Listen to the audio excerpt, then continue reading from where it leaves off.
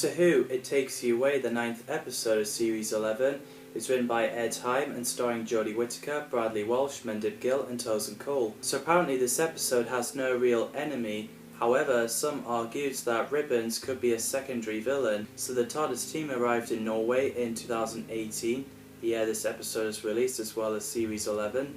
I love the fact when the Doctor sonics a sheep and eating a soil, helping her taking the hint in which place and time they're on. So there's sounds of creatures lurking around, so everyone took cover in the house, and a blind girl called Hannah hiding in the cupboard. So they got to the bottom on what happened. Hannah's dad has gone missing and her mum has died. Eleanor Walwork plays Hannah, a blind Norwegian girl who's alone in the house. She gives off great performance, and apparently Eleanor is the first blind actress to play a blind character, which is cool. Very talented.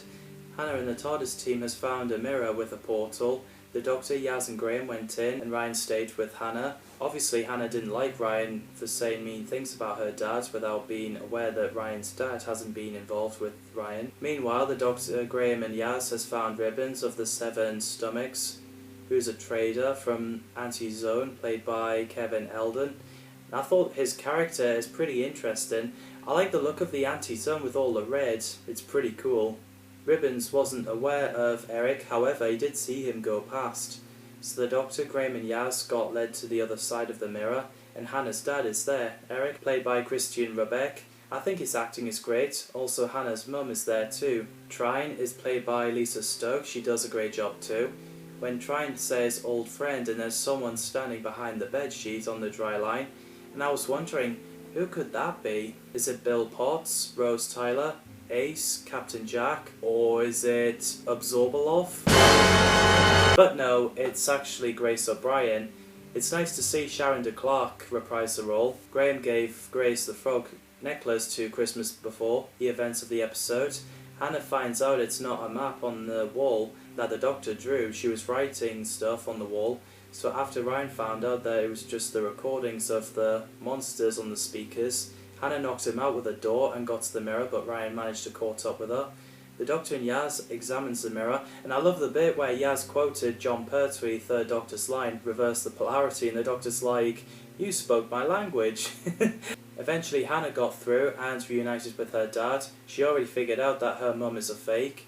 After Graham told so-called Grace that he went to an alien planet and met Rosa Parks, the worlds were starting to fall apart. Yaz got sent back because she admits that Grace isn't actually there. Hannah got sent back because she already knew that's not her mum.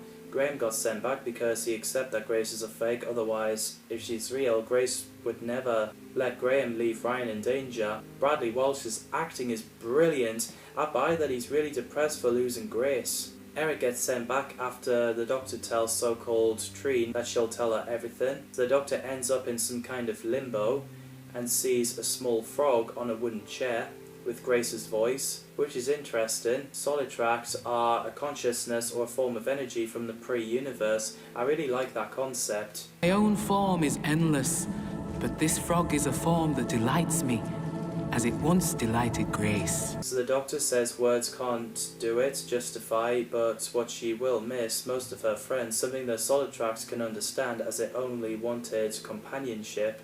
And she also said the Solid Tracks that it's the maddest, most wonderful thing she's ever seen, and that she's just barely scratched the surface, and promises to be best friends forever with the Solid Tracks if it would just let her go. Jodie Whittaker again gives a fantastic performance as the Doctor. When she does a speech, I'm just like, yep, that's the Doctor. So in the end, everyone is back in their world and said goodbye. We get a nice scene where Ryan finally calls Graham Grandad.